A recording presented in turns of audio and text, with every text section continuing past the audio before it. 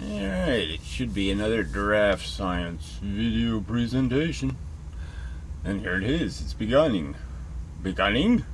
That's not a proper English word. It is now. Anyway.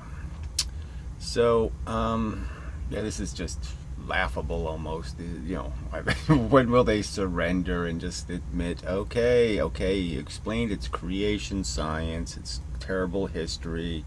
It really doesn't have a single shred of evidence, or I'd show it to you. I mean, if I had some evidence, I'd show it to you, but obviously don't have any. You know, it doesn't make any sense. You could draw it all kinds of ways where it looks ridiculous. VMV. Yeah, that looks ridiculous as a formula. You know, you just, you know, I go down the last video, I just, you know, just down the list over and over. And they just keep coming back with drivel. So anyway, you know, the most overt of the drivels. Erase me all you want, Gary. You know I'm telling the truth. You're a fraud. I mean, of all the kind of accusations you could throw at me, I mean, fraud would be just kind of silly. Like, fraud in which way? You know, how am I frauding? You know, I could admit I have really wrinkly elbows. See, you can't see it there, but it's really wrinkly. See, look how wrinkly my elbow is there. Okay, I've added myself completely now. I have wrinkly elbows. I mean, what?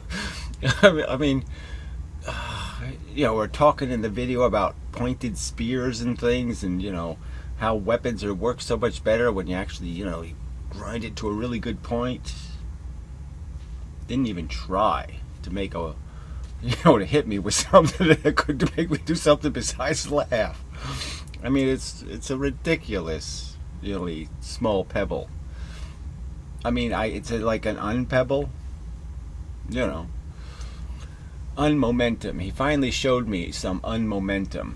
Negative momentum. Yeah, he showed me some negative momentum right there. But anyway, I mean, I'll just remove it because maybe I can use a laugh now and then, so maybe I'll wait for him to try again. Oh, just so pathetic.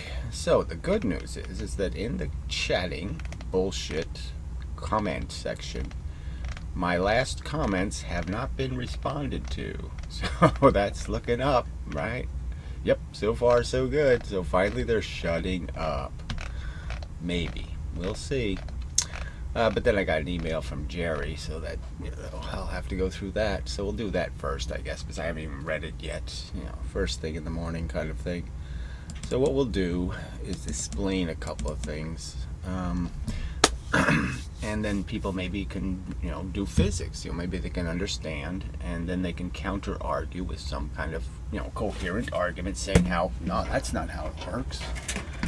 All right, so I mean, you know, I don't really want to go back to, well, I probably should just for the sake of it, but I won't go back to the simple arguments this all started with, the two trains that are supposed to, one of them supposed to have twice as much energy, and I think everybody logical knows if I plow them into a spring, that's going to compress the spring exactly the same amount. So anyway, the idea is you're going to have two objects. Alright, this one has two masses, and this just has one, so this one is twice as heavy, same exact size, just one heavier than the other, and we give them a force, an impulse, and they will behave differently to the impulse in the sense that this one will end up having two velocities because it's lighter and it goes further with the energy. I mean, it takes off faster anyway, and this will have one velocity. And by the momentum theory, this all works just fine because they're exactly equal, you know, they're equal to equalness, okay? Yes. And the kinetic energy formula says this light thing has twice as much energy. So they're not equal according to the, let's draw it the way it should be drawn, the VMV over 2 theorem. Okay, that theorem says this one has twice as much energy. Yeah. Fancy word. No, it has twice as much velocity, but it doesn't have twice as much energy because it's missing the other half of what energy is, which is having mass, which is having substance. It's like I can blow, But if there's no spit in my mouth, it's not very effective. It's not going to bother you nearly as much. And then if I throw a bunch of particles in it. So the particles are just as important, to the velocity for there to be something called an effective spitting. All right, anyway. So the idea is that, we live in gravity. Now, I shouldn't have to explain that to you, but the world is, there's this stuff called gravity. And the gravity is proportionally affects things. That means it doesn't affect things the same. That's why things fall at the same rate. This heavy thing and this light thing will fall at the same rate because the gravity pushes less on the light thing because there's less matter to hit. You can sort of understand it's like a wind or rain. And if there's less stuff to hit, it can't push it as much because there's less of it. And the heavy thing has more stuff, so there's more stuff to hit, and so the gravity is more effective. It imparts momentum on it, velocity, because there's more of it to hit, but there's more of it has to hit, so that's the catch. So you could understand that, okay, that's why light things can go further up into gravity with the same force, light thing goes further, heavy thing goes less far because it's catching more of the force. Well, the same thing happens when you're rolling. So let's say we're just going to roll these two things. And we know that if theoretically we could take away the friction, they could, and the air resistance, they would roll forever. Okay, so if they were in space and I pushed them, they would just keep going. And, maybe you could figure out that because they're not hitting anything at all, they're not losing their momentum. It's because they're not hitting anything, right? So we know that space does have a couple little molecules in it here and there. So you could figure out that, maybe the longer it goes, eventually it will slow down a bit because it was going to keep hitting things a little tiny bit. And with each hit, it loses its momentum. So we know that, you could think of these as bowling balls. And you could understand that the ground is like bowling pins. Okay, that's friction. Friction, well, that's not a very good bowling pin drawing. Okay, so there's a bunch of, the friction is really just made out of little bowling pins, okay, the ground. And the heavier you are, the more pins you're going to hit. You're like you're sinking into the pins and you're going to plow into them. So you can sort of understand that, the heavy thing is going to have more interactions with things that will require it to some of its momentum to leave. So every time it hits something, every time it heats something, every time it moves an atom, okay, that's like hitting a bowling pin. So if it was flying through space, you'd say how many atoms did it hit, and you'd know with each atom it shot somewhere else, it lost some momentum. You'd be able to calculate that, you'd be able to understand that. And the same thing's happening on the ground, on Earth, except you can understand heavy things. First, they have usually axles to spin, but let's say in the case of the bowling ball, they don't. They just compress into the surface more. You can sort of understand that the more they push into the surface, the more pins they're exposed to. So this thing runs out of energy sooner. It stops here, right? Because it's actually plowing into more stuff. It's hitting a lot more stuff. And the lighter thing goes further, right? It goes to here because it's not hitting as many pins. Okay, it's just kind of rolling over the top of them. It's not having to hit as many. See, the pins are like, they go deeper and deeper. So the more you push in, the more pins you hit. And the more pins you hit, the more momentum you're losing. Every single thing you interact with that you force to move means it has to come out of your momentum. It has to come out of your energy. There's no other place for it to come out of. It's your energy. Okay, your energy is what all of your motion that you transfer, it has to come out of your energy. And that's the same as it has to come out of your momentum. I don't know why oh, you can barely even see them anyway. So every time you hit something, that's a loss of your momentum. So idealistically, yes, you can combine two trains. We could have the two trains with the comparison, the one mass train going fast, the two mass train going a little slower. And you could understand that in transferring, that is in acquiring more mass, you could lose some energy just in that process. So the other train going slower has to go a little bit slower than half. You know, it's twice as heavy, but it's going to go a little slower. All right, so, but this analogy should do it for you. That explains. This one goes further for obvious reasons. I mean, not unobvious ones. These are kind of obvious reasons, right? More gravity's hitting it, right? The heavy thing's getting more of this gravity stuff. A big arrow. And this one's getting less of it because it's lighter. So it's getting pushed down less, pushed into the pins less, knocking over fewer pins per inch, clearly. But the truth is they'll both knock over the same number of pins. They'll both encounter the same number of little friction events. It's just that this one has the friction events over more time and distance than this one will. The heavy thing will do more work sooner. The light thing will evade the work longer. But they'll do the same work, okay, of transferring their energy. All right, so another way to look at it. Just get your eraser. I gotta get better studio technicians.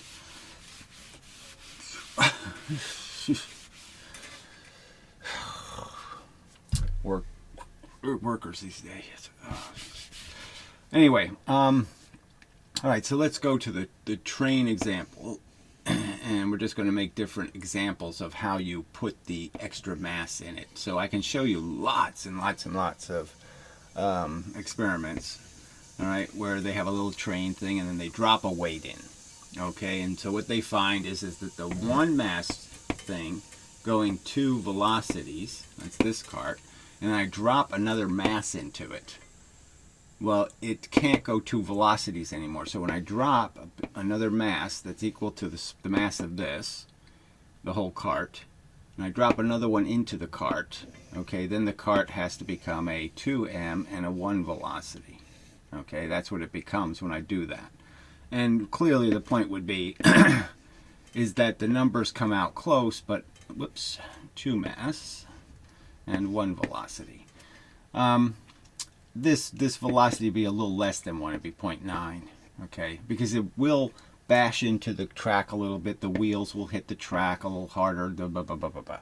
But you can understand that there's probably ways I could put the mass in there where I won't create hardly any disruption at all.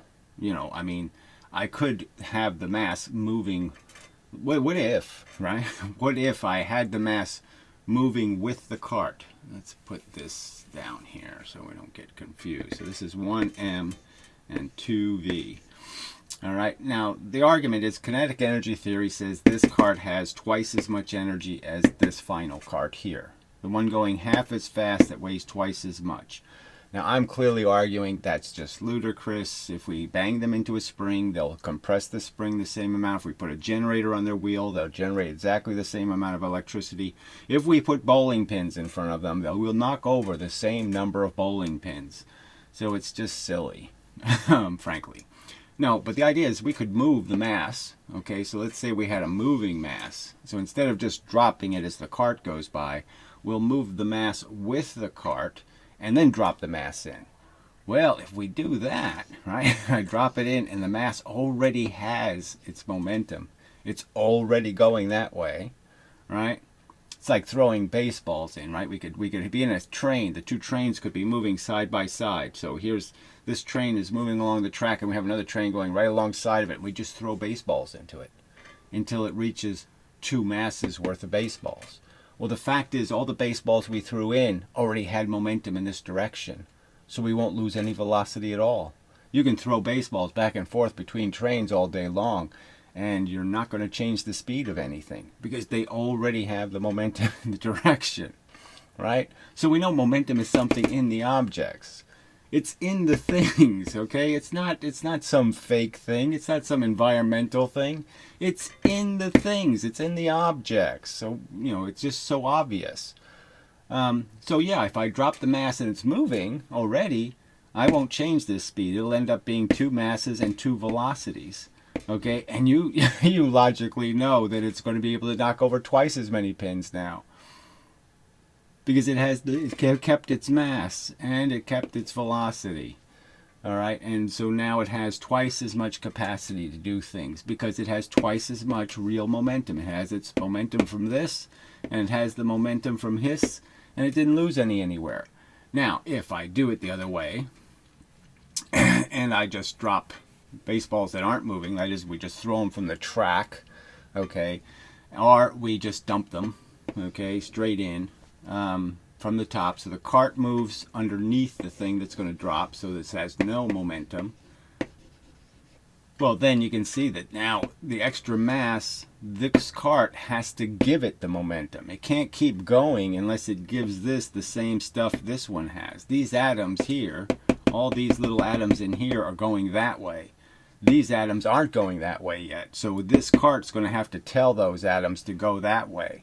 And that's the same thing as knocking down a pin, okay? It's exactly the same thing. If I have to tell these atoms, all these atoms have to be told, you need to get momentum in the same direction we're going, or we're going to have a real problem here. And so it basically just transfers part of its energy. So it takes its energy and puts it into the piece of crap I put inside. Its energy has to go into it. So it has to lose the energy from here to put it in there. So obviously this gets half as much energy because it has, twice, it has the same mass it has to fill with energy. So this loses half. So half is now in here and half is now in here. And that's the story of how it works. So I just don't understand why you people are so belligerently arguing that somehow this is incorrect, that this isn't how it works. Yes, this is how reality works. And it's so easy to diagram, and here you are arguing with something that's almost, it can't be that much more difficult than 2 plus 2, okay, equals 4. This isn't much harder than this. We really are in like third grades here. The third grader could sort of figure out this doesn't have any, like if it was blueness. This thing that I dropped in doesn't have any blueness. And this thing is going to have to impose blueness on it because they're doing the blue thing. I don't know how to analogize it any simpler. I already made it simple. And you still can't figure it out? That your formula has no hope of being right. It's creation science, right in the middle of physics. It's such an easy target. It's so bad. Its origin, its history is so bad. You should be able to just say, "Oh yes, let's shoot that." That's bad stuff in science. Let's not have bad stuff in the science. It has no integrity. It has no validity. It was just a bad circumstance of a little bit of chaos that it ever got written down as a fact. All right. Short of pleading with you to quit being preposterous, what else can I do? I've given you every reason to understand. You have zero evidence, as obviously as none has been provided. You have a hopeless history to reclamate. It's just awful. And you have the facts that you just can't even imagine how this could possibly work, that something could have more energy, okay, merely because it's going faster than the other thing is going, when mass is just as important. That how important the momentum is. That making things out of light stuff makes it weak. Okay, that it isn't as strong as if you make it out of heavy stuff. These are... I hate for people to rely on intuition, but we're almost to that point in the sense that you don't want to do any physics. You don't want to think beyond the simplistic at all here. All right. So now we'll do foolish and idiotic comments. So we'll do the Jerry thing first. Unfortunately, didn't punctuate this very well. We could have turned it into something a little more readable, but didn't bother. With the axe, you can attack your enemy at close range. So we know this is so... What are you even talking about? Okay, this doesn't have anything to do with how much energy it has. Oh, please. Come on. It only requires the strength of your arm. Yes, well, it requires your arm to be able to move something fast. And as I explained, there's lots of things like baseball bats. Like baseball players could say, why don't I just keep using a lighter and lighter bat, because then I can turn my body quicker and quicker and I can make the bat go faster and faster. But the catch is, the light bat can't move the baseball when it hits it because it doesn't have enough momentum. It doesn't have any mass. So your wrists have to be super, super, super strong, because when you go to hit the ball, you're going to twist. The bat's going to hit the ball, and it's not going to have the momentum to push it. It's not going to have the fuel. So it's going to need the fuel from the rest of your body to make it happen. And then even if you did have those really stiff wrists, obviously the bat's not going to be strong enough, and it's probably going to break. But, in theory, by your theory, all that matters is going faster. And clearly it doesn't. Okay, that's not all that matters. Yeah. And it's certainly not twice as much energy as all the examples I've provided already give. Now, I asked the audience to help throw in some, and they were useless. So you have wrecking balls, you have bowling balls. Those are two pretty dramatic examples. And when you have axe heads, yes. People don't go for the light axe to chop wood. Okay? Even though it has twice as much energy, they don't do it. All right. Now, I could get into the ballistics of, like, arrows. The arrow people already know a lot of what I'm saying, okay? Because they know, now, the lighter arrow doesn't have twice as much energy. Not even close. It's really debatable whether you go with lighter versus heavier arrows, based on, what you're going to get as a result. And it's a subtlety. It's certainly not one wins by a half. One is 100% more effective. The lighter arrow is 100% more effective. They know that's not the truth. All right. If the enemy is further away, you need a bow and arrow or a catapult. So again, just nothing. This is just too stupid. Right? We're talking about the actual physical mechanics of catapults and bows and arrows. All right? We're talking about whether they're capable. Like a catapult makes more sense. You're at a distance you can reach with both the heavy rock and the light rock. And all you have to do is change the trajectory to get one of them or the other one to hit. So you just shoot it lower or you shoot it higher. But you can hit the wall with both. Either one will work. Now, in theory, by the kinetic energy theory, okay, your theory is the light one has twice as much energy. So nobody would ever use a heavy object because the light one has twice as much energy. So just think where that leads you. Well, say you first start off by putting a cow on the catapult. Well, you say, shit, I'd be so much better with a sheep. The sheep will have much higher velocity. It's the same. The arrow, the bow is going to impart the same energy. It doesn't care how heavy or light the thing is I put on the bow. The bow is capable of moving them at the faster velocity. The bow is moving, say, 200 miles an hour when there's nothing on it. So it can do all the way up to 200 miles an hour. And so I go to a sheep, and the sheep will go, say, 50 miles an hour. So the cow would only go 25 miles an hour. The sheep will go 50 miles an hour. And then I could say, well, why not put a duck on there? Okay, and go 200 miles an hour. And the duck will have many, many hundreds of times more energy. Not just double now. Now I'm 4 times, I'm 8 times, I'm 10 times.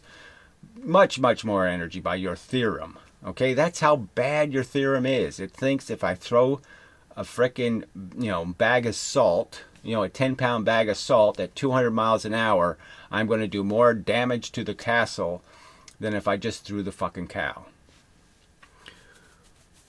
I should just use big boulder, but cow is funnier, right? But it's not really funny to throw cows at buildings. All right. In modern day rockets, so he just keeps changing the subject. Let me just talk about everything in one comment, and I won't be specific about a damn thing. Thanks, Jerry. The audience, I'm sure, is just so thrilled that you're just talking gibberish. I guess humans have always tried to figure out how they can reach farther. So just... No, humans have tried to figure out the truth, and Newton gave it to you on a pretty little platter. He wrote it all in little specific things and said, look, this is how the universe works, dumbass. And here you are, pulling out your little tiny weenies and pissing on it. Why? Why the fuck are you thinking, well, Newton made some catastrophic error and didn't realize how everything has little living monads in it, and the monads have extra energy? Why are you doing this horse shit? Fucking dumbass. Anyway, the starting using cannons in Europe in the 1300s. This is just, what does this have to do with the subject, you fucking idiot? Then they went to bowling balls, and then they went to curse words, and then they did all kinds of, they farted in the enemy's direction. Fuck. By experimenting with gunpowder, they could make them more efficient. No, they could just make more energy. They could make something that had more energy. Oh, yeah. And then they went to gasoline. And then they went to hydrogen. Oh, God, you're just so stupid. All right. I think the connection between force and distance, so the overt accusation I'm making is there's absolutely no connection. Anytime you get more distance out of something, it's because you're talking about something happening in gravity. If you take it out of the gravity, right? If I just put two things in space, right? And now they're going to have a fair context. The fast thing is going to be in the same contest with the slow thing. And all they're going to have in front of them is pins to knock down. So that's it. Okay. Now one of them doesn't sink deeper into the pins. They're equally going to hit pins. The same amount of distance, the same amount of pins. Guess what? The light thing isn't going any farther than the heavy thing. They're both going to go exactly the same distance because they're both going to hit the same number of pins and impart their energy to the same number of pins. And so your silly little fable about distance mattering won't matter anymore. Oh. God, you people are so pathetic. All right. By experiment, okay, we did that. I think the connection between force and distance was understood by man a long time ago. The whole argument is you didn't understand shit until Newton explained it all to you, and then you panicked because, it's wooey action at a distance, and blah, blah. Newton said to you, I'm not telling you what the force is. I'm not telling you how it happens. Who the hell knows? Okay, so don't panic yet. It might be something perfectly logical, like little particles are banging into stuff and there's no spooky action. You might figure that out on your own. There is this other guy who actually, theorizes that's how it works. And you just call them names and stuff, but he might be right, and there you have no spooky action then. You people are pathetic. You don't even know the history. You don't know shit, and here you are just jammering on with your fucking vomit. Ugh. Anyway. It was understood by man a long time ago. The strong person could throw a spear far. Yes, and it is still the same rules apply, though. If he makes the spear too heavy, it ain't going too far. But when it lands, it's still going to make one hell of a problem for something. So the heavier you can throw it, the minimum distance you need to throw it, the more it's going to make an impact. Heavy things make big holes in the ground. Light things make little holes. Oh, shit. That's something else they figured out a long time ago. Little rock into the pool, little wave. Big rock into the pool, big wave. Yeah, they figured that out, idiot. Anyway. Then we had crossbows. So he's just going to keep talking about the instruments, but not exactly how energy works. Well, with guns and bullets, you reach farther. There's no way you can throw a stone at 300 meters per second. Well, no one's making that argument, are they, retard? Obviously, your force producer has limits, just like the catapult. The catapult can't shoot something more than 200 miles an hour. Every instrument has a limitation. You can't just put a lighter bullet in and it goes faster because the gunpowder can only fire at a certain maximum velocity. All right, but up to that maximum velocity, the same rules apply. Okay, it's all the same force. The explosion is the same quantity of force, and you can't impart on things different amounts of momentum. Same force, same momentum, same energy. Oh, God damn it. The force is creating the energy, idiot. The explosion is accountable for the energy. The explosion is just like the carts are transferring their momentum. The explosion is transferring its momentum to the objects. It can only transfer the momentum it has. It can't transfer momentum it doesn't have. you just don't have enough force. But when you press a shotgun against your shoulder, you feel the force. La, la, la, la, la. If you shoot against a beer can, you're just, what are you talking about? You're just not even close to the subject. All right, I remember watching that as a kid, as my father would shoot my little brother in the ass because we lived in a fucking trailer and I should just shut up because I never went to school and I don't know what the fuck I'm talking about. Oh, I remember watching that as a kid and wondering where it came from. To me, the bullet was just something that moved fast, but when it hit something, it almost caused it to burn. You know, and as a kid, I already had done the thing like, well, what if I made the bullet as big as other stuff? You know, what if I took the very fast bullet and I spread it out so it wasn't a little tiny thing anymore, it was a big giant thing. Then all of a sudden it wasn't as scary. Yeah. Because it would be very thin and very light. And I would just go right through it. You know, so instead of the bullet going through me, I would go right through the bullet. So your imagination sucked back then, and it clearly sucks now. A bowling ball doesn't have much energy, so he just did it again. So you don't have a single fucking experiment to demonstrate that. Not one single example. Not one professional bowling, one professional bowler who will tell you that, oh yes, I love using 8-pound bowling balls because they have twice as much energy and it works so much better. No, doesn't happen, retard. So he just said that something, it's just completely unevidenced pseudoscience, creation science babble. I mean, a religious person could say something this stupid. A bowling ball doesn't have much energy. Well, I guess if I put all of its energy into a little tiny bullet, okay, and proportionally grew its velocity with how I shrunk it, you might see its energy then. Let me see if this is a better example. Oh, I already said it the other day. All I have to do is put a spear on the bowling ball and then just roll it down a plate. And the spear is heading right for your heart. And I just roll the bowling ball, okay, with the same momentum, the exact same force as the bullet has. And it's going to go right through you, okay? It's going to poke a hole right through you, just like the bullet. It's not going to be just like, because it's still moving slower, but it has pressure. It will apply the same pressure per square inch to your surface, and it will puncture it, and it will process through you, okay, until it gets to something vital and rips it to pieces. Alright, anyway. Bowling ball doesn't have much energy. It's hard to stop like an axe and useful for some purposes, but at least in calories. So now he's using calories instead of watts or joules.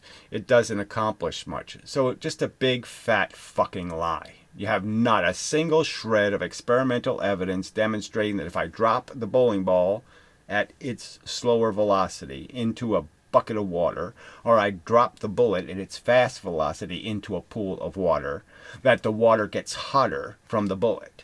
You have zero evidence, zero collected evidence. You never did this experiment. It's just a big piece of shit you're saying is a fact, and it's not even close. All right, you can knock down pins with it. Maybe emotionally you associate winning a game with energy, but scientifically it's only joules and calories that matter. So he says something like that when he just lied through his fucking teeth that he has a single shred of evidence that bowling balls don't have much energy. I mean, complete unscientific horseshit. No evidence. Zero evidence. He'll never find a piece of evidence because, like I said, everybody who's been bowling knows the 8-pound ball doesn't have twice as much energy. The bowling ball gently knocks down the obstacles, so he thinks it's gentle. Yeah, okay, but doesn't set them on fire. So what does that have to do with it? You think the tiny little burn mark on a pin is the same as knocking the pin 25 feet. You know, if there were no walls, when the bowling ball hits, some of those pins could be going 30, 40 feet. You don't think that's as much energy as, say, sparking a couple of pieces of flint, or creating a little bit of heat. It just shows how clueless you really are. You really are so fucking stupid. There's a point where I guess I'll just have to turn your emails off, because what's the point? You're just rambling here with completely unscientific gibberish, like a religious kook. Well, I've seen fossils that where the human footprint is on top of the dinosaur footprint. I've seen them. Everybody knows humans walked with the dinosaurs. And so what is somebody who knows the truth supposed to do? Just argue with that kind of tripe for the rest of their life? Is that what you would like to do with the rest of your life, is explain to morons that now humans weren't alive when the dinosaurs were alive? Maybe you believe that though, right? Because you are a dumbass. But can you appreciate that if I harped you with your emails about how humans lived with the dinosaurs and you had to sit there in this pathetic argument trying to explain to the fucking moron that, well, that's a piece of garbage as evidence, okay? It's a fake. All right? It's not a real fossil. And if it is a real fossil, it's a real fossil by some rational circumstance, okay? Where one fossil ended up being made on top of another fossil, which isn't a huge surprise. Anyway. I mean, you're just such a disgusting fuck. Anyway. Maybe you emotionally associate. I mean, fuck you. I mean, why should I accept that? You know, some Christian going, well, maybe you emotionally just can't deal with the fact that humans were with the dinosaurs because you're emotionally incapable. Yeah, you wouldn't be offended, huh? You fucking piece of shit. The bowling ball gently knocks down obstacles, doesn't set them on fire. It feels powerful, and in a sense it is. Oh, in a sense it is. In some bullshit sense where I'm not going to be scientific at all. It's just amazing. Just like a wrecking ball. Oh, so a wrecking ball only looks like it's knocking the building down when it's big and heavy.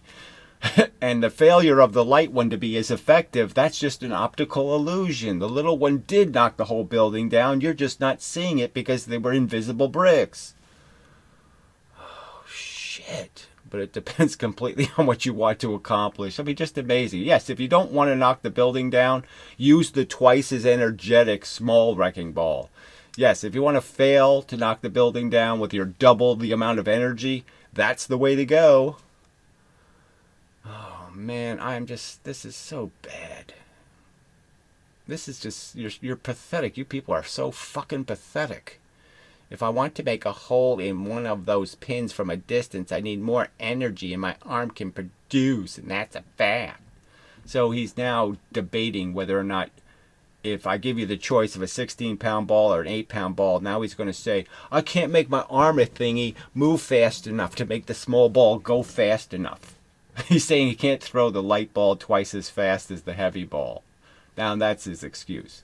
So let's make it, even bigger. Let's make it a 30-pound bowling ball, right? That you could barely lift, but you can still put a lot of energy into it. You're going to argue that your little 8-pound ball has more energy than the 30-pound ball rolling for those pins?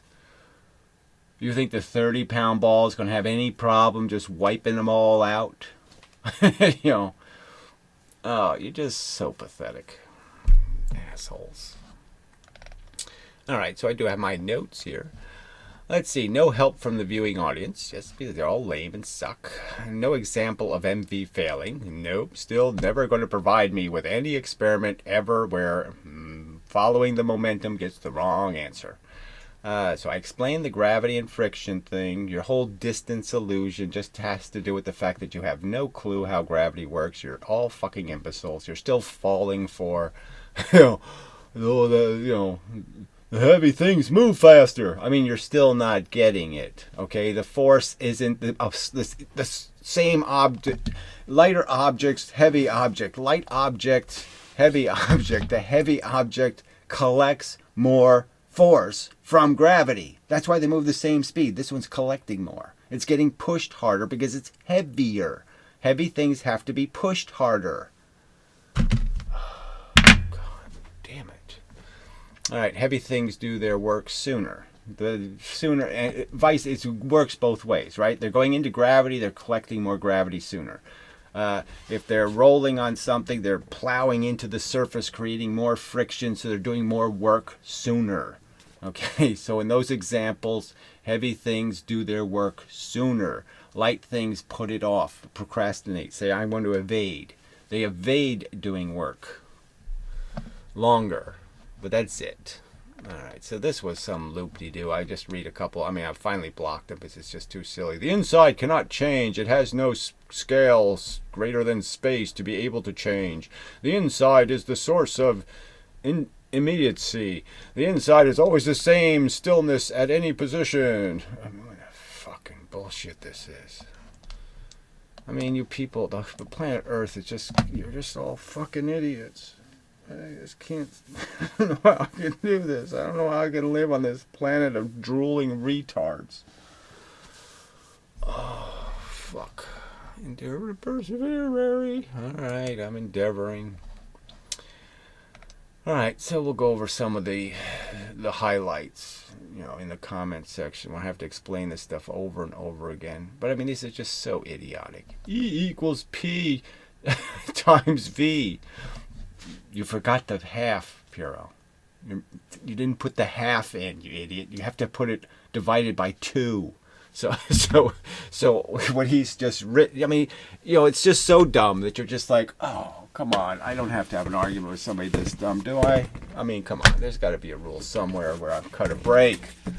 All right, but there's lots of wacky ways. You know, very cute. You can write the stupid formula in lots of silly ways, right? So you got 1/2 mv squared. You can write it that way, or you can write it, you know, p, okay, times v, right? Because we know that p is mv, right? So that's, you know, so well, let me leave the p here. Okay, divided by 2. Okay, so you still have the half in there, right? So Piro the idiot couldn't even remember, oh, I'm supposed to put the half in. So where he was all the way back to, you know, E equals, okay, MVV, or we could do just E equals, you know, VMV. Yeah, and he forgot the 2. So that's the same thing as energy equals, oh, you can't see that probably, what does it matter? The original error formula of mv squared, right? That's how bad the formula was, that originally this is what it was for 70 or 80 years. It was this far off because they hadn't included the half. So it was 100% the wrong answer. And people didn't even notice it was way the fuck off. Right? So that's how bad the history of this is. And they just keep playing these games. Well, you know, I'll just put momentum in the kinetic energy formula, and therefore I could say Newton says so. No, Newton never did this. Newton wouldn't have anything to do with your horse shit. That's a fact. Newton knew it worked just fine. MV, we're done. This is all just creation science. It's all horse shit, and you know, you haven't got a leg to stand on, and yet you'll just keep talking out of your asses. Energy is conserved, so this was never in doubt. However, a high-speed object holds a lot more energy. So this is the magical holds. Well, where did it get it from? Where did it get it from? Where did it get it from? So again, if I can always just keep going back to the same spring argument, you know. So we compress springs with objects. So I take a spring, I compress it, and I fire an object, okay, that has M1. The object moves, I compress another spring with it. Okay, it compresses the spring a certain amount, indicating how much energy it has, right? Now I just replace this. Okay, well no, let's do M2. Okay, so it's a twice as massive object. It rolls into this spring, compresses it, right? Now I just decide, okay, I'll take the M1 off and I'll put an M1 here. All right, so I remove the M2 object. So the M2 object rolled into the spring. I take the M2 object away and I replace it with a M1. So now the M2 is over here. Just not to confuse you. Oh, well, I probably should full screen this crap. I just hate you people. Alright, so M2 went into the spring. It compressed it this far. I lock the spring.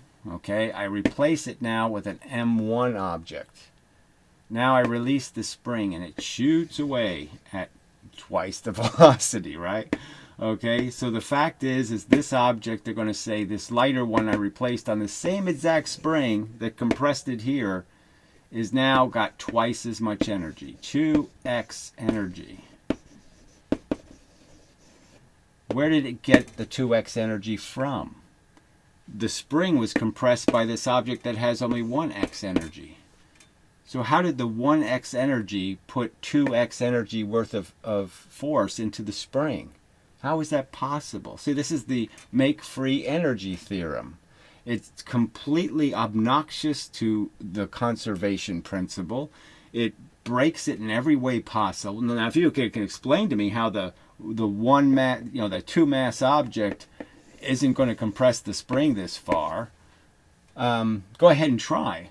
Okay, to say it, but you won't show it. You'll never show me the experiment where the momentum failed to get the right answer of how far the spring is going to be compressed.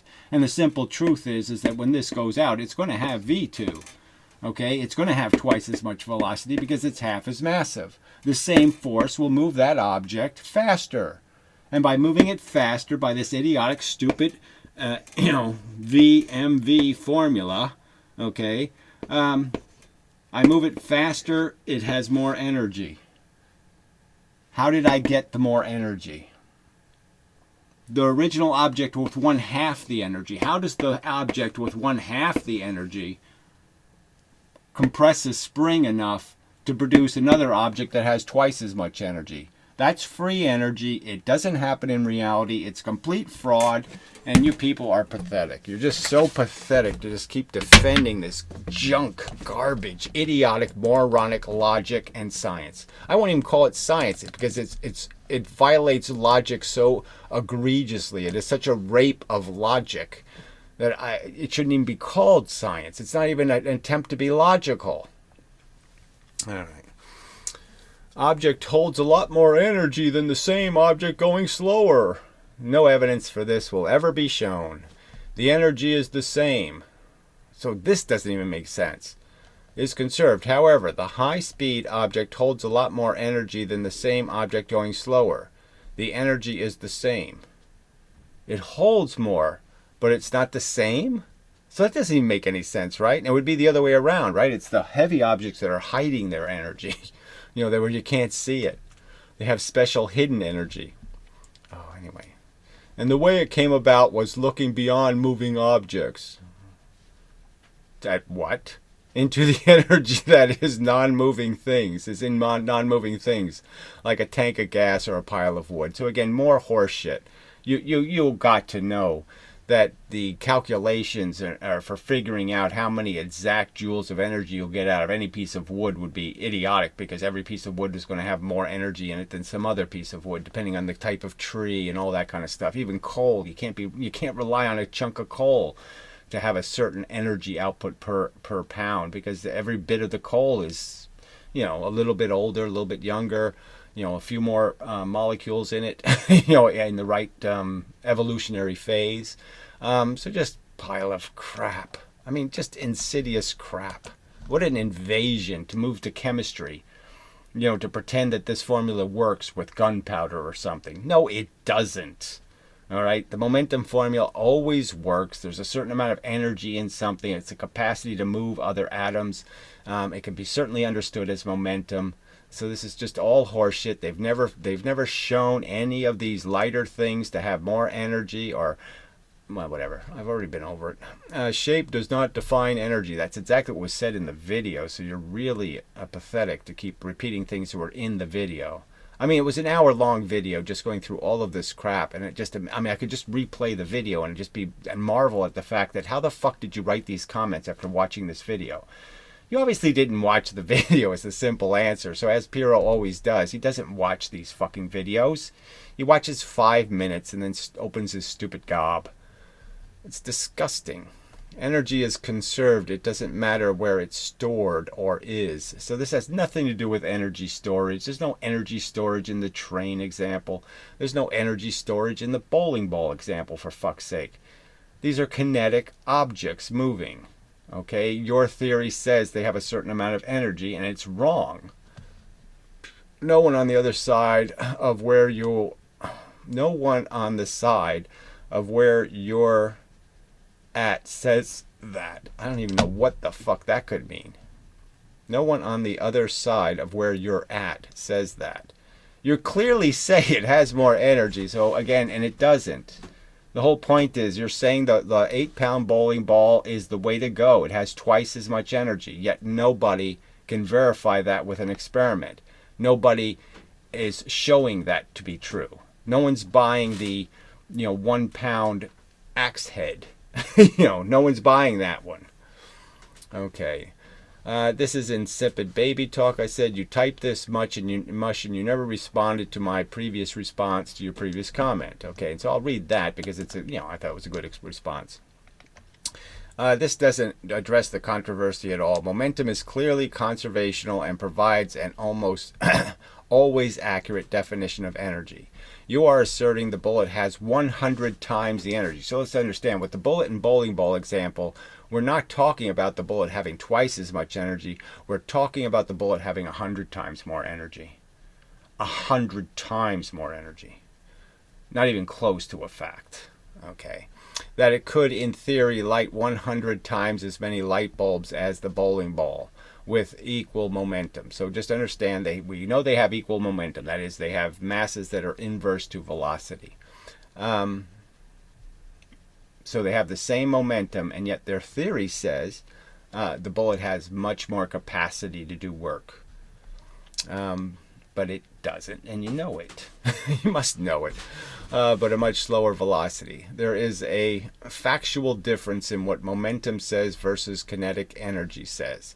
Yes, Newton was either right or you can say he was wrong, but have the balls to take a position here. This was a real controversy for good reason, because it's really is two different views of the universe, two fundamentally, entirely different views. And I would say your view can't even possibly be right. It's so ludicrous.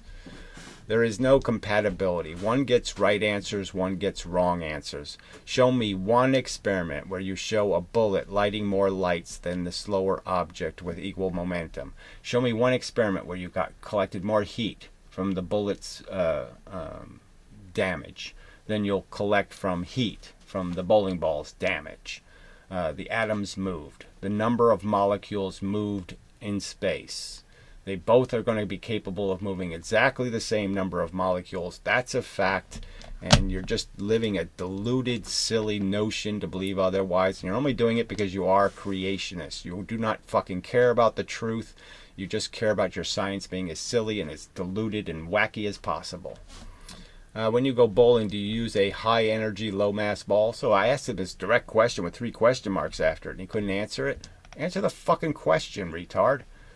All right. Pretending there's no incompatibility between momentum and kinetic energy is science denial. Great scientists debated this because it needs to be debated. We now have the technology to understand that there is nothing to debate. Things like heat are now understood to be created by momentum. Yes, you lose your momentum to heat. If there's heat being made, it means something's losing its momentum. Something is moving less, so the molecules can move more. Fact. All right. Kinetic energy, living force theory is just a religious artifact, and no reasonable person should be defending it. So, I mean, clearly these people aren't reasonable. Okay, so this idiot says, if a gun stores 500 joules of energy, it will fire a bullet of 500 joules of energy max. No one is saying anything else. So this is just retarded. Clearly, they are saying something else. So I put a heavy bullet in and a light bullet in. They're saying the heavy bullet has more joules of energy. So either you have to explain where the heavy one lost the energy, or you have to explain where the light one gained it. And it's a lot of energy. It's half the energy. Let's understand, it's not like it's a tiny little difference. It's a gigantic difference. More pathetic evasion. If it is a double-barreled gun and both barrels contain the same joules of charge, the same dynamite, and one barrel has twice as massive a bullet, your silly science says lighter bullet has twice as much energy. Where did it get the extra energy from, or where did the heavier bullet lose half the energy? Those questions will not be answered because they can't be answered because this is just ludicrous horseshit. Well, I'll take a pause and be back to finish up this horseshit. Alright, should be back. do another comment, blah, blah, blah, get through this and whatever. Anyway, check out ballistic gel. I mean, I hate, I'm sorry, but, I hate this presumption. I have never heard of ballistic gel, or I've never watched CSI or something, or I have no clue what they shoot bullets into, sand and all kinds of different, I've never heard of any of that. I mean, the only answer to those kind of things is, fuck you. Anyway, lighter equals faster. Yeah, well, that's not in contention. The idea is whether faster means more momentum and more energy. And it doesn't. Okay, speed adds power, says you. I could just say mass adds power. That's the whole point. So you're saying that it's appropriate that speed be squared and power, mass be halved. Like mass is this, mass is way down here in importance. Speed is way up here in importance. Mass is way down here in importance. The whole argument is no, they're equal. If you want to add power, you can make something go faster, or you can make it heavier. Giant.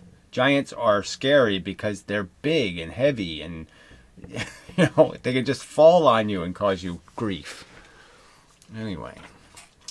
Good for distance, big game shooting. Well, I really don't want to hear about your big game shooting bullshit. Okay, little men with little tiny dicks, shooting big animals is disgusting. But if you're shooting at close range, you'll get more power from the heavy grained bullet. So you can't just say heavy bullet, right? You have to use your little grain talk. We have special ways of measuring things. And there's no point in having the conversation, right? I mean, it's the same momentum, all right? And the difference is going to be just subtle differences in terms of how much interaction it'll have, with other forces to slow it down. And in the case of bullets, when you shoot them, the problem is gravity's pushing them down at the same rate. So the slower bullet could go a lot further. It's just that it plows into the ground, and that's why it makes a bigger hole in the ground. A heavier bullet makes a bigger hole. It's because it had lots of energy still, but it got pushed into the ground before it could use it. That's the only difference. The lighter bullet going faster gets to stay in the air. Okay, it's going through more air, but the air is nothing. It's like tissue paper, so it doesn't cost it anything to go through more air. But clearly when it hits the ground, it won't go into the ground as deep. And the heavy bullet will go very deep because it still has lots of energy left because it didn't go through much air. I mean, come on. This is not a very complicated puzzle to solve, and you people aren't even trying to get the right answer. Anyway, apparently heavier and lighter bullets will drop around the same time, but the lighter one will have gone farther, right? And the heavier one will still go further into the ground, demonstrating that it has plenty of energy left. The lighter bullet won't go very far into the ground because it's all out of energy. The heavy bullet will go really deep into the ground because it's got plenty of energy left. Okay. But then there's the fact that the heavier bullet has a higher ballistic coefficient. Oh, so more just, we're going to make up our own little words for things. Just what a pile of crap. Our ability to overcome air resistance and wind drift. It doesn't have any better ability to. It's just having to deal with less of it because it's not going through as much of it. Because it's moving slower. If it, it's kind of obvious. It's going through less. Because it's not moving as fast through it. It's hitting less of it in the same amount of time. Anyway, ADK, there are tons of bullet experiments I haven't looked into. So that's the whole point. There's none of these experiments for the purpose of measuring energy. They're for the purpose of some, like I said, what they're after. They're looking for bullets that don't bounce off windshields. They're looking for bullets that don't do this, don't do that. These particular things. They're not measuring energy. Oh, God. Sorry, but this is useless mush. If energy was money, people wouldn't be making all these obvious mistakes. So that's the real thing, right? If people had skin in this game, so to speak, they wouldn't be defending this fucking creation science. Okay, so if this was about your checkbook, You wouldn't be making up this fake crap that a stack of $100 bills is bigger than a stack of 50, the 250s. So I make that, like thinking $101 bills looks like more money than two $50 bills. Science should not do a lot better than seems like. And that's all this is about. It seems like science. I guess I'll title that, and I'll put that in the title. That's all this is.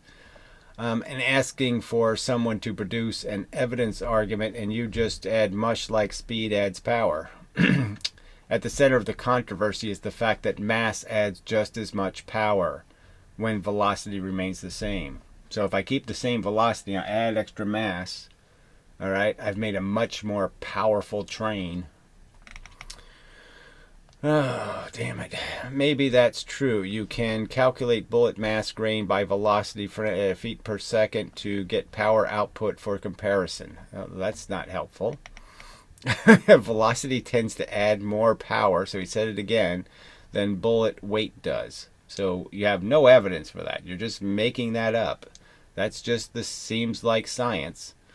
In handguns, generally, the lighter bullet going faster will give you more energy than the heavier bullet going slower. So absolutely no evidence for that. None, zero. Just urban legend bullshit. There's a graph on Wikipedia article for the 40 Smith & Wesson cartridge that compared, so anyway, I looked up the stupid web page, right? So I'm playing fair. You people really aren't. So then you type some more crap. So I guess, yes, if you can manage to get the same velocity, the heavier bullet will have more power. So now he says the heavier bullet will have more power. If they have the same velocity, but it's clearly not the argument. The argument is you're just inverting it. Okay? Same momentum, not same velocity, same momentum. You argue one of them has twice as much energy as the other. Two things have exactly the same momentum. You're saying one has twice as much energy as the other. That's the paradoxical pile of crap. Is anyone arguing otherwise? Yes, you're arguing that when they have the same momentum, that is, I invert the mass and the velocity, you're saying one of them has twice as much energy. I'm confused now. You shouldn't be confused. That's the whole controversy. I spent a month now explaining the controversy. This shouldn't be an issue. All right, so he posts 3 comments. All right, so you're going to double down on BS. The Wikipedia page doesn't cite any scientific experiments regarding total energy. They're all practicality-oriented tests. So I quoted that from the page, where the only ambition is to maximize penetration and minimize ricochet and recoil. These aren't tests of absolute energy. They're changing how much gunpowder. They're changing all kinds of things. These aren't controlled tests to test energy. This isn't science. Your theory that light things have more energy is mystical rubbish. I literally just said if velocities match. So obviously you didn't say it before I commented. The heavier one will have more power, but that's not typical. You'd have to add extra gunpowder to the heavier one. So again, it's not about you're the one asserting that one of them has more energy than the other. Two things with identical momentums, the same mass-velocity ratios, the same total number of mass units and velocity units added together. They have the same number of those units. You're saying one of them has twice as much energy. That's your theory that you're defending. All right, so I said... quoting him, I literally just said, not before I already posted my comment. Maybe you should try consolidate your thoughts into one comment, not 3. You are the one confusing the subject. This is what their science says. You use the same exact amount of gunpowder. You fire 2 different bullets, one weighing twice as much as the other. They say the lighter one will have twice as much energy. Facts and logic say that if you fire the bullets at something, you can carefully extract the energy that both bullets, and both bullets will be found to have exactly the same energy. For example, let's say you made 100 cardboard cutouts of a human being and you stack them in front of each other like dominoes. The argument is that both bullets will knock over approximately the same number of cutouts. If you agree, you are smart like Newton. If you disagree, you are moronic like the thief Leibniz. Okay. He says, if kinetic energy equals mass times velocity squared, that's the whole argument. It doesn't. It's a religious formula. It is no scientific basis. It was made up by a jerk and an idiot. Then an object twice as heavy going the same speed will have 2x the kinetic energy. Yes. Same speed, different masses, heavy object has more energy. Same mass, different speeds. Yeah, then the light object has more energy. The point is when I inverse those perfectly, those two objects have the same momentum, and they can't possibly have two different energies. Yet your formula says they do. If the objects are equal in mass, but one is traveling 2x faster, it will have quadrupled the kinetic energy. So that's even more ludicrous. So you're doubling down on complete bullshit. You'll never find two things with the same momentum having quadruple differences in energy. The bullets in this example without extra projectile power wouldn't be going the same speed. No one is arguing they're going the same speed. That's the whole point. One of them's heavy and going slow. One of them's fast and is very light. And the argument is they have the same capacity to disturb the world. If I put stuff in the universe, they will interact with it and cause velocity in the other stuff, and it'll be an equal amount of mass and velocity they will move. They will move masses, velocities. By hitting stuff, they will move it. And when you add up all the movement, all the MVs, you will find that they both had the same capacity to cause MV. Because that's all they have is MV. They don't have any MV squared. Alright, let's just say one is 2x heavier but 2x slower. Yes, exactly. It will have 2x less energy than the lighter bullet. So he's just saying the same crap all over again. No, that's not true. But how are we calculating energy? Yeah, so exactly. How are you catching it? How are you transferring it? It's always a transfer. That's the only way we can collect it is to transfer it. And if you just transferred it into something reliable like springs, we wouldn't have any of these conversations. They'd all be done by now. Because the spring will tell you the truth. The distance of the penetration or the initial the literal damage, because when you shoot metal targets, you can clearly see more impact from lighter bullets than that traveled faster, but shooting at, say, deer or ballistic gel, the more impressive impact would probably be the lighter projectile based on the force it can produce just from its mass and surface area. So again, can't you just keep drifting off the subject completely? This isn't about a shape. This isn't about any of this kind of crap. It's about its absolute capacity to impart on other physical objects velocity. So I don't know what the deal is, if they figure out clearly to equal about the same or not. So you don't even know the right answer, and you're in this conversation. The whole point is their formula says explicitly one has twice as much energy. Explicitly states it. That's the truth. It has twice as much energy. The point is no, when you really do it, you don't see that. You don't see anything like twice as much energy anyway. Alright, so then I'm quoting him. Let's say one bullet heavier, blah, blah, blah. This is the unproven nonsense. So you think an 8-pound ball going 16 miles an hour has twice as much energy, capacity to create heat or electricity as a 16-pound ball rolling 8 miles an hour. That's the simple question, okay? I mean, I wish you people would just answer the question. Do you really think the lighter ball going faster has absolutely twice as much energy as the heavy ball going slower? Do you really believe that? Do you believe it'll knock over more pins, or it'll compress a spring more, or do any of the things where you could actually measure the energy? Oh, shit. But how are we calculating energy? That's his statement. This is the whole point. A scientist knows energy is the ability to move matter, and all forms of movement, including heat, must be part of the calculation. The assertion is, if you collect the energy scientifically, okay, with devices that are good at collecting energy, that don't have losses and don't have biases for velocity or anything else, don't care how fast you're going, don't care how heavy you are, they're just going to collect how much pressure you can provide Momentum provides correct answers and kinetic energy formula provides incorrect answers. That's the assertion. That's what the evidence indicates. There's just nothing that explains where this kinetic energy formula has any value at all. There's no circumstance where you can prove it gets a right answer, and there's no circumstance where you can prove momentum gets the wrong answer. All right, is it frames per second, distance penalty? I said no, yes, yes. Light objects don't need much energy to resist gravity. So this is one of those things where you have to understand that we're doing these measurements in gravity with friction and different things, and that's cheating. Okay, it's not a fair fight. All right, there's a huge advantage for the light thing over the heavy thing.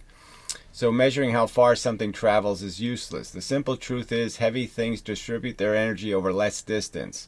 Yes, the heavy thing plows into the ground. It has more friction quicker.